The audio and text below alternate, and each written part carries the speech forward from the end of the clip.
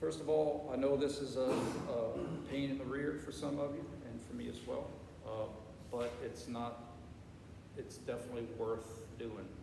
I want to remind everyone, I'm a PhD doctor. I'm not a medical doctor at all. However, it doesn't take a medical doctor to know that our healthcare system can only handle so many people at once. So we only have so many ventilators, we only have so many doctors, we only have so many nurses, and they're already, there's not a lot of room for vacancy. And so the main point to remember is why we're doing what we're doing, and that is that in November, our human species got exposed to a new virus that we had no immunity for, no exposure to. And so that's why the big concern to limit the spread. Spread's gonna happen, but if we can minimize it, what they're calling rounding the curve, if we can minimize it and displace the spread over time, then maybe we give our hospitals a chance to be able to handle the people that really, really need medical help. It's about saving lives through delaying the inevitability. Because if you think about it, if everybody just went out and did our own thing and we gave it to everybody, because I've heard one of my relatives said that, well, we should just everybody get it at once and get done with it. And again, the concept is if everybody gets it at once, a certain percentage of those people are going to have some serious medical issues. Think about people with compromised immune systems, people who are in cancer treatments right now that have compromised, old people. And so there's a chunk of that population. For most people, the symptoms are mild, but for a big chunk of people, I would say a big chunk, but a significant chunk, 20% is a big chunk when you're talking about having to go to the hospital. We can't handle that. Our hospitals can't handle that. And so I think it's important before we move on to remember why we're doing this, because at the end of the day, there is only one race, the human race, and we have to do our part to do what the people that get paid a lot more than I, know a lot more than I, think is best, and I agree with them. Okay. So that being said, this is going to be different, maybe for you, definitely for me. I just started recording. Dude, maybe God knew this was best for me. I mean, I only started recording lectures and posting lectures this semester. So we are going to do the best we can. But the show must go on. We still got to push through. We still got to do our job. So that being said, I am going to give you guys my cell phone. If you have questions, if you have clarifications, text me, because I assume everyone is spam, unless I know it's you. And I'm willing to literally have virtual office hours at all times. Not literally at all times, but if I'm available, I'll talk with you. We'll FaceTime. If you have questions, I can grab my son and do some problem examples. But I'm willing to do that if you guys are willing to do it. So what we have is a delay in our test, not because I don't think we're ready for it, but because I need to learn how to administer an online test. So it's probably for the best anyway, because I'm sure you guys are in a state of, oh crap, I gotta prepare, I gotta go home, I gotta take care of I gotta make sure my mom, my dad, my grandparents, law of large numbers. When you have a lot of people, there's gonna be a distribution of a lot of personal issues that each person has to take care of. So that alone is justification enough to push our test back, but I still need to learn how to administer a Moodle test. And I want to do it the right way. I don't want to accidentally not click a certain box or set it up the right way. Okay. So I will definitely update you. I know this, for this test, I'm sure everybody in class is going to celebrate. I know this, I'm going to eliminate none of these as an answer choice. So in other words, it's just going to be nuts and bolts, man. I even considered going to, get y'all feedback, what do y'all think about it too, but in terms of muscle function, why not do a straight up true false? The brachialis is an elbow flexor. It is or it isn't. The biceps brachii is a radial joint supinator. It is or it isn't. the flexor carpi ulnaris is a wrist flexor and wrist ulna deviator. It is or it isn't. So, you know, maybe that could be a way to administer a test that's just straightforward. You know, I don't see how you can mess that up. Now, that style may not be good for the next part where we get into levers and all that stuff, but maybe for muscle function, maybe it could be as simple as a true false. You know, we'll talk about our combination. So in other words, maybe we could do true false for single functioning muscles and then multiple joints for multiple functioning muscles. Because I know that could be tough if, you know, true or false, the extensor carpi is a this and a that, and, you know, sometimes that could all get confusing. So, you know, maybe there's a kind of a blending technique we can do. Okay. So again, I know this is a pain, but I'm going to do what I can to get us through it. Also, I vow to have your lectures up on Monday, Wednesday, Friday morning. I'm not saying you got to set your alarm, but my point is that when you get up or when you get, it's going to be, I want to try to have normalcy as much as possible. So there won't be me in my robe with a cup of coffee and be like, yeah guys, I'm going to get around to it and post it, you know, this afternoon. I'm going to try to stay up on it, and just like I would during the semester, okay? All right, let's get to the last muscles of the hip, and then I'm going to offer it up for some feedback to see, you know, what we think is optimal. Obviously, there's no best, but there is optimal. You guys think I need my sound system? All right, so let's review hip functioning muscles. You already have, and I'm going to go redundant, that's all good, but you already have iliopsoas, remember the iliacus, which is a ilium pelvic starting muscle, plus the psoas major and minor, blend in the one common tendon, cross the hip anteriorly, pull on that lesser trochanter, and pull in the direction of hip flexion.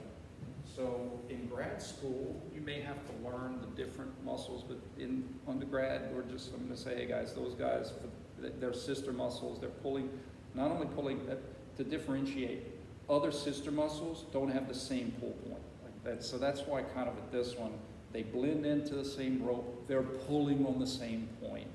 So they'll commonly refer to this muscle as it functions at the hip as one collective unit. Think of it as, let's see, what's that group with Beyonce? What was that Destiny's Child, right? So it's like just one group, right? The iliopsoas.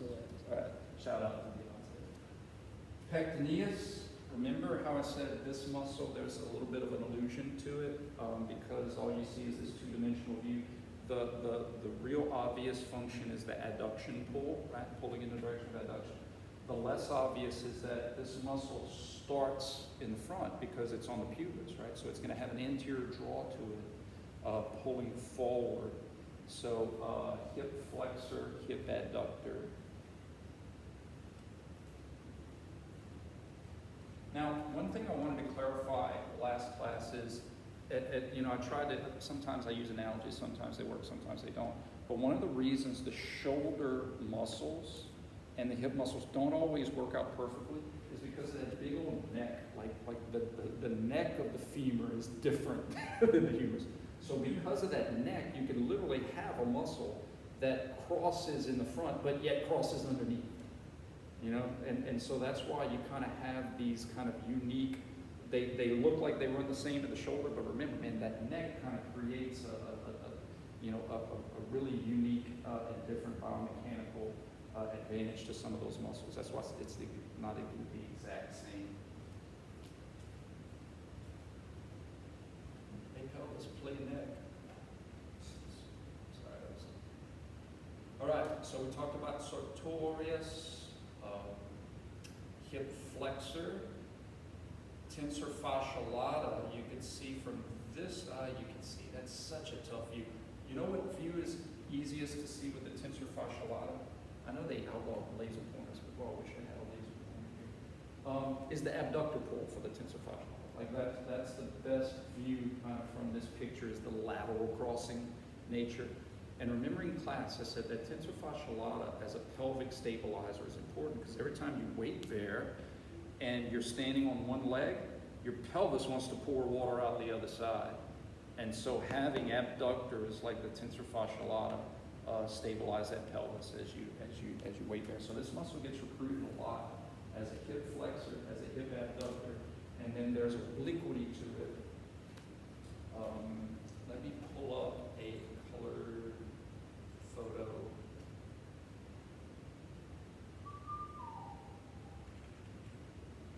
Okay. Tensor. I like to think of this muscle, the tensor fasciae lata.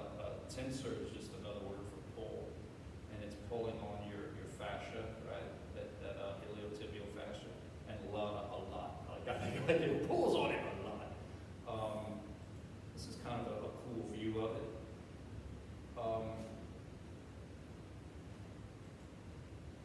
Dr. George, who was kind of my mentor, we called it a pocket muscle. You kind of look at it like kind of being in your pocket. Flexor, abductor, internal rotator. And again, kind of like an anterior deltoid, right? Let's think of function. Flexor, abductor, internal rotator.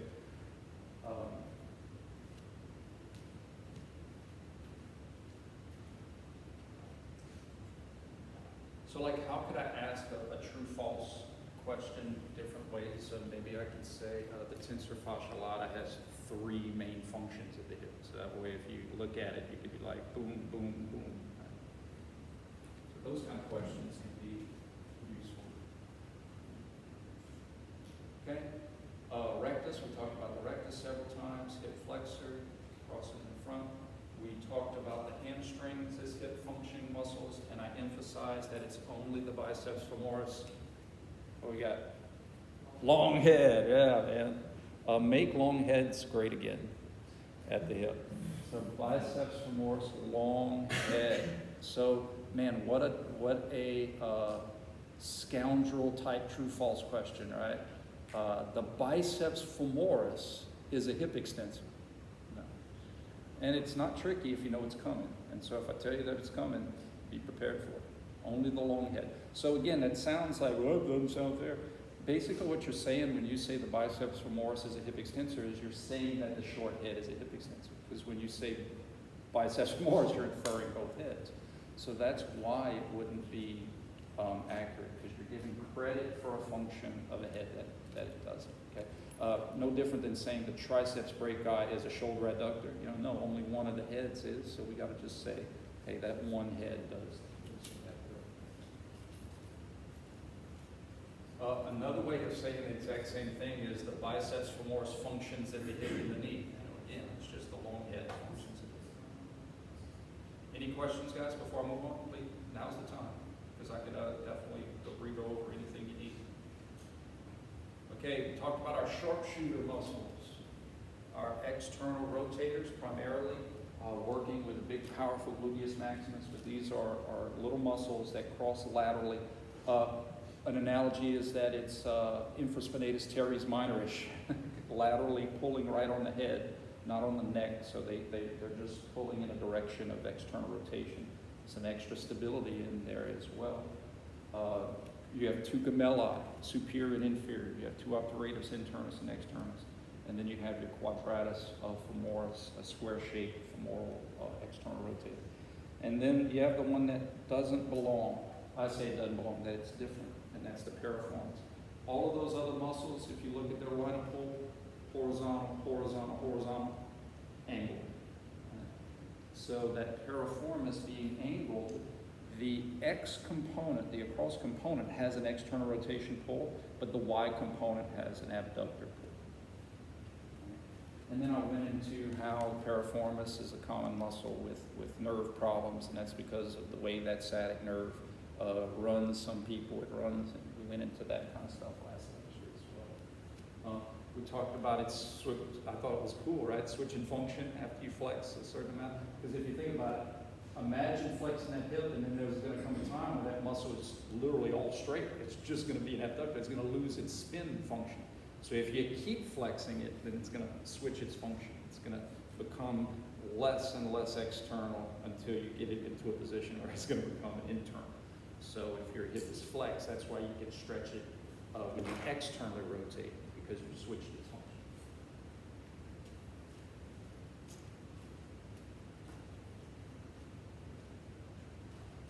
Right. Gluteus maximus, man, if there was ever a picture that showed its pulling in the direction of hip extension function, that is it. The gluteus maximus does blend in to the ITN, but in terms of its true pull, so in other words, some of its fascia blends in there, but it actually kind of wraps underneath and anchors onto the femur. So in other words, it's kind of like think about a bed sheet and going under the bed sheet right from the side. So that fascia is kind of like a sheet, and the gluteus maximus kind of goes up underneath it, pulls up, gives a good mechanical pull on the femur.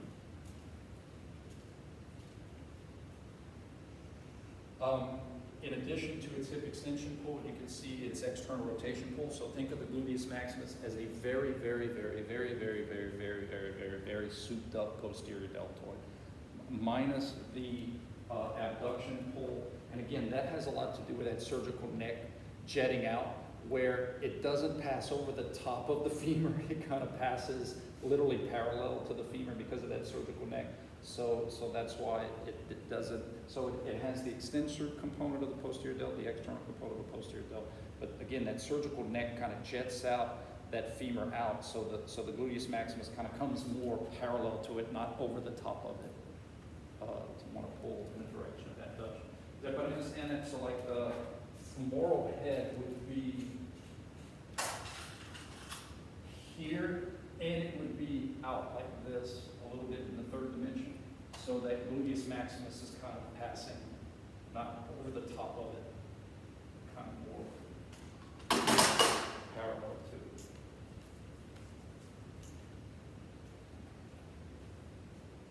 Tractus iliotibialis, that's a cool party word. All right, let's get to our adductor family. So these you should not miss, because they have function in their name. We have precedent. Flexor carpi ulnaris. You better know that that's a flexor and an ulnar deviator, right? Or the easiest muscle in the whole class, the supinator. It's the same thing. You have muscles that pull in the direction of adduction, and they kind of go from short to long. So you got brevis, longus, magnus.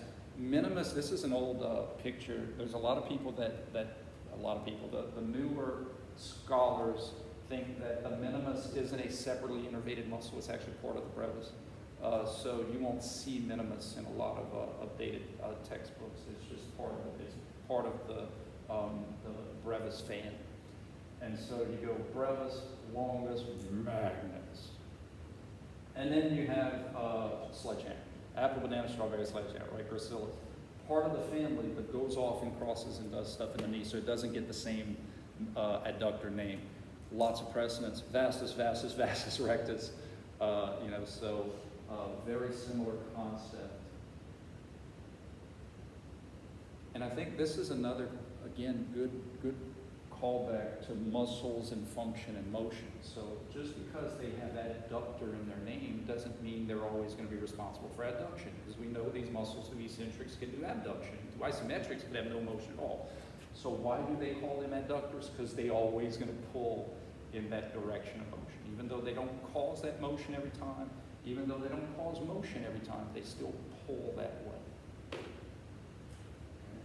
So in other words, on the test, it may be, I might give you abduction from eccentric work.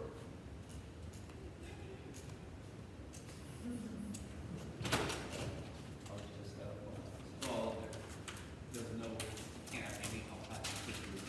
So is that official? Yeah. The outside active. No outside. News break. No university outside activities, just announced. So for all you guys that are part of my chess club, sorry guys, we could take it online though, play online chess. Oh, what a day, what a day.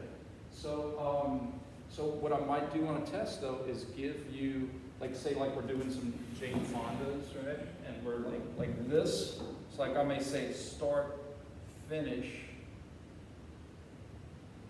Some people may be like, oh, that was adduction, so it must be adduction. You know, I just kind of like that where you say, no, that was still the same muscles that are pulling in, but they're just letting you go out through eccentric.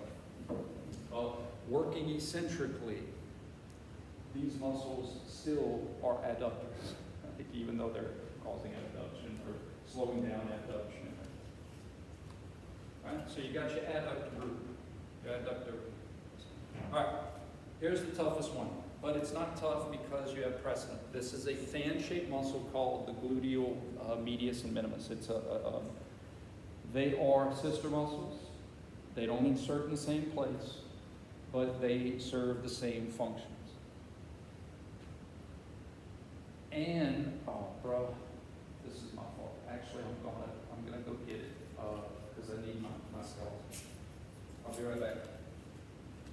I don't want to pause it because, oh, I know, I'm going to put some music. Because if I pause it, then it's going to make me start a new video. But I need my skeleton. Okay, I'm going to play some music. June 13th. Oh, good morning. Whew, this is going to be a fun day. Okay, what do y'all want? How about something like really hardcore, like Kenny Rogers? Okay, no. What about something like really, really hardcore, like Conway Twitty? Like that's pretty rough. That's pretty hard. Let's see. How about? All right, here we go. Enjoy.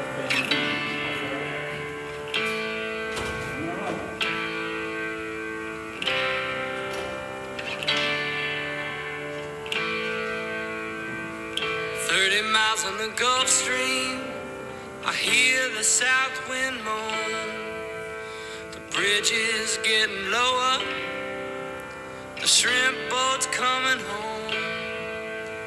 The old man down in the corner slowly turns his head, takes a sip from his whiskey bottle, and this is what he said. I was born in the rain on the Ponce train underneath the Louisiana moon. I don't mind the strain of a hurricane, they come around every June. The high black water, a devil's daughter, she's hot, she's cold, and she's mean. But nobody taught her it takes a lot of water to wash away New Orleans. All right, stop. All right, so here's the deal. Your pelvis is an incomplete fan. Oh, what do I mean by that? Let's use upper extremity equivalency and look at how the deltoid fan has origin on the clavicle that's in the front, the scapula with the acromion, which is an area of the scapula in the middle, and then the spine on the back. Your pelvis doesn't have a back part, if you really think about it. It's kind of like middle, and then you got some stuff in the front, but the sacrum back here, and so the way I'd like for you to think about it is if you had a seashell, right, that kind of went 180, and you broke off half of it, and you'd only have a middle and one side. Or if you had a geisha fan, you know what I'm talking about? You do the geisha fan. So imagine if I took a geisha fan and then I folded it like this and I only had a middle and a front. So the point is that this gluteus medius and minimus, the top little red arc is the medius and the bottom red arc is the minimus, and they insert on the femur. All you really have is a middle and an anterior part. You don't have a posterior fan part. Okay? So you have a middle and you have an anterior. So all of the fibers of this fan pull in the direction of hip abduction.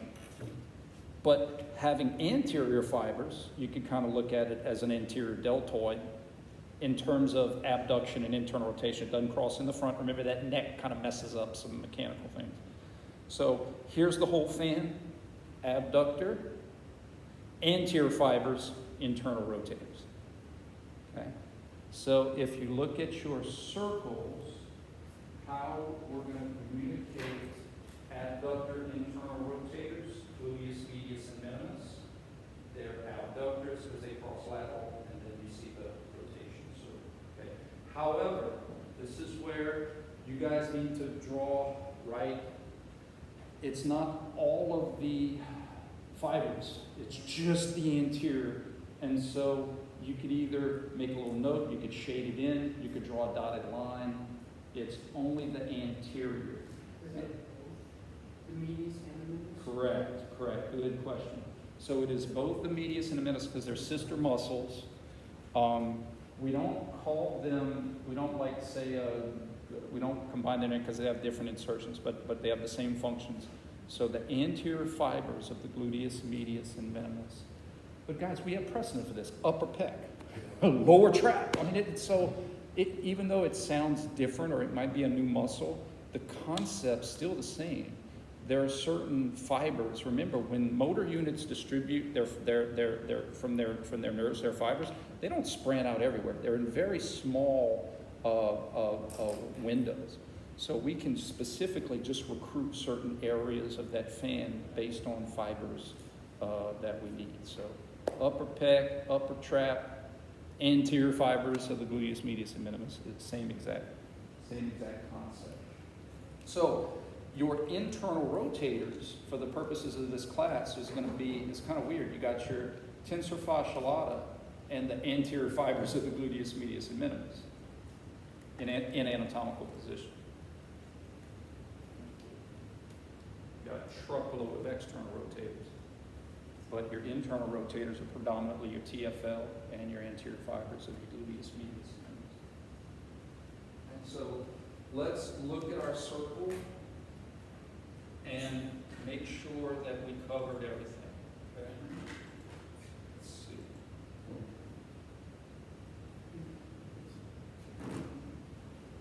All right, guys, check me out. So, hip flexors. Okay, hip flexors. Pectineus, rectus femoris, sartorius, iliopsoas, tensor fascia lata. Why isn't like the gemellus superior obturator interns? Why aren't those hip flexors? Because that's on a bowl and the bowl is on the axis. Okay. All right. So don't go there. I'm trying not to go there. Hip adductors: pectineus, gracilis, adductor magnus, longus brevis. Hip extensors: gluteus maximus, semimembranosus, semitendinosus, biceps femoris. Long head. Hip abductors: piriformis, gluteus medius, gluteus minimus, and tensor fascia lata. Then we get to our spinners: internal rotators, tensor fascia lata, anterior fibers of the gluteus medius and minimus.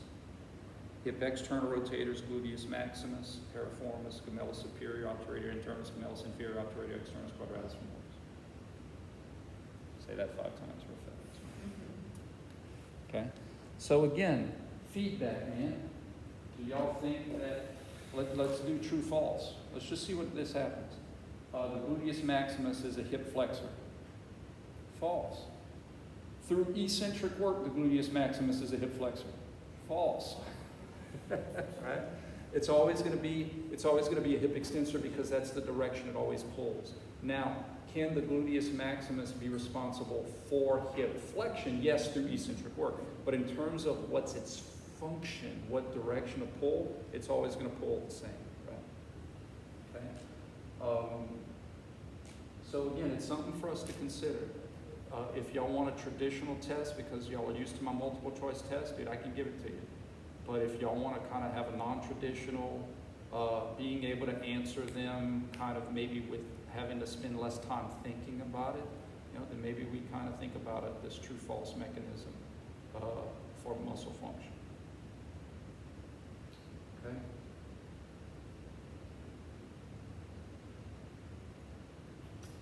What do you guys think about tests lectures, I have no feedback on a Moodle test. I'm assuming everybody here has taken the Moodle test.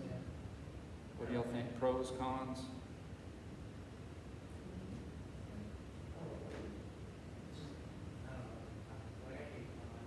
Yeah. Yeah, we gotta do. What do y'all think about, I couldn't do this for 310, but what about projects? What about something, and I'm not talking like group projects, we can't do that, but what about like if each student did a video analysis, I say analysis, I'm not asking you to analyze anything, I'm literally asking you to look at a camera and say, here are the wrist flexors. They are this. Here are my wrist ulna deviators. Or what if it was where, I don't know, I mean, there's not as many people here. What if we scheduled times where you would call me, we would FaceTime, and I would say, okay, you got 10 questions. What's the function of this?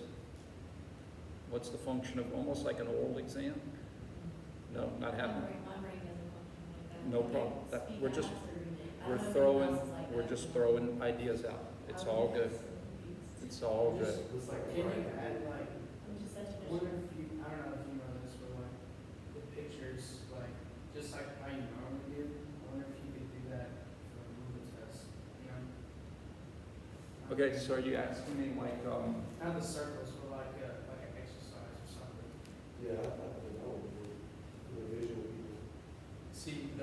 that's good. Is there a way you can do that? I'm sure there's a way to do it, but so you're saying that in Moodle, usually it's like, okay, question number one, what was the 13th president of the United States? For us, if I want to say, which of the following muscles would be used in this exercise, I need to be able to show you what the exercise is. Yeah. Okay, yeah, I have no clue. If you had the pictures on the test. Yeah, they would yeah. show like the Yeah, we need to make sure we try to get that. form. So that would definitely be a limitation, that I need to make sure that I can have photos of. What about, I've never done this before, because it's never been about geography, it's always been about function.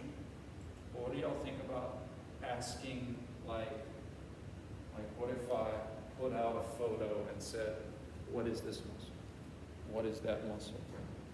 What is, or because we didn't really do that a lot, that would be kind of a weird, look, bicep, no big deal, but when you start to get into the different, you get into the But little, it's helpful, but like you said, like we've been focusing on function. yeah. So, Yeah. So ideally, it's multiple choice test, but make sure I can be able to upload photos. I think that should also be good too. True, false? You can keep the test like the same, put it on Google. I don't see any difference. Okay. Post a picture of the test. The written test, they have a photo of it, of what you had. Remember that? Answers in that. If that was possible. Possibly. I'm not saying no, I literally don't know if I can do it. And I'm sure, dude, we're in 2020, I'm sure there's a way to do That was it. just somebody in. Or if you post like a picture of the test and then just have the questions in Moodle form, because I know like in Moodle form, it's easier just, I don't know if you Or put like, questions, like. but to where you can look at the just test and then reference go it. back and put your answers like with the question in the Moodle form. Like, So what, figure- how would you get the test? How would you get the test? I would like email it, or how would you get Either the test? that or do like a link on Google. Yeah, Moodle like that, and does, they'll have a like the certain scan, just time. blank test, like what the test, like our, You can print it or, I don't know, because you wouldn't be able to access it once you go into the test. Another thing I have to consider though is literal whole tests, just like Oprah, you get a test and you get a test. So yeah. in terms of protecting, Each person has their own movement, right? So each person in this class has their own account on Moodle, so like they can log into their account like this. but I mean, it's just, if I did, let's assume, but I don't know either, so this is good about having this conversation. Let's assume I say, okay, guys, although it would be great to do exercises, because of life, it's gonna literally just be function. The whole test is just gonna be, the tibialis anterior does what? The gastrocnemius at the knee does what? The whole deltoid does what? So if we streamline it on the upfront, because we still have a lot of muscles, right? Because the first test, I didn't overload you to get your confidence up, but now we gotta pay the piper, right? It's like people that are like, well, I don't wanna take biology and chemistry together, and I'm like, you gotta take it eventually. So if I say, hey, no application questions, just function, just straight up function, can that just be done on Moodle with just words? Yeah. Plenty of times. And the kind of questions I could ask deviation-wise, how many wrist flexors were you held accountable for in class? How many, like I could also ask it that kind of way, right?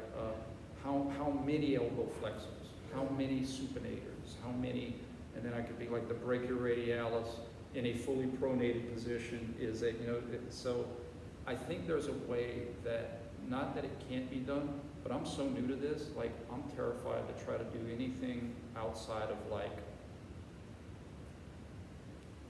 the basics. And for you too, I don't want to set it up or do something wrong and then all of a sudden there's mass confusion on the test. Like I want it to be simple for you guys and for me. Now in terms of time,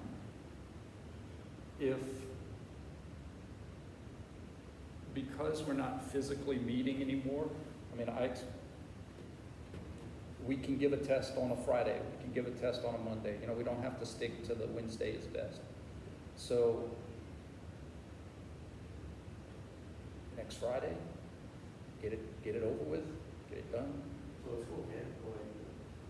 I can neither confirm nor deny that, I was just told to be prepared. But from my perspective, I'd rather be prepared than be behind. So that's why, But do y'all think Fridays, or I'm just saying, considering we were gonna have a test on Wednesday. I don't want a student, especially since I had more information to give, I don't want Monday and then all of a sudden Wednesday, and for me too, I want to make sure I set everything up. So, honestly, I can probably have the test on Wednesday. I feel that I can. But do you think, all things considered, your peers will be ready to take a test on Wednesday? Or do you think we should push it to Friday? Or do you think we should push it to next Monday? What do you guys think? Definitely. I don't think it was Okay. just with all the change. No, absolutely. That's what I was thinking as well. So- we have a class. So what do you guys think about pushing it to next Wednesday to really give everybody time, but we'll just move on. I'll video record new lectures. And that way, we can even work out the kinks of individual FaceTime questioning, virtual office hours. We could just kind of, it gives us a chance to kind of let the waves settle. What you think? Okay. All right, let's check our schedules, because I'm going to be free.